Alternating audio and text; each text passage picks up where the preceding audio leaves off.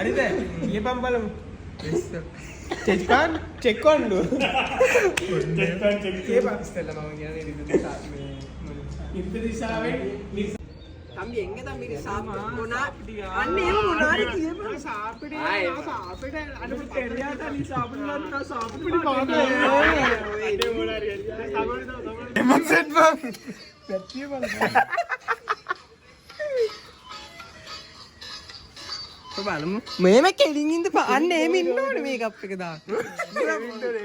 මේ මේකප් ආටිස්ලා නෙමෙයි අර මේම ඉන්න ඕනේ අම්මට මේ අර පාට කලවම් කරන වගේ කලවම් කරන සුන්දරී නාම අඩේ වාහි දාලා තියෙන්නේ කනි අර පිස්සුදෝ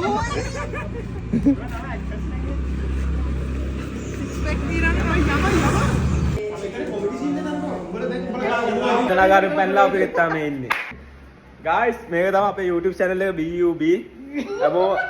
හැමෝම subscribe කරලා like එකක් දාලා follow පාරක් දාලා දෙන්න ඕනේ ආයි ඉතින් subscribe කරලා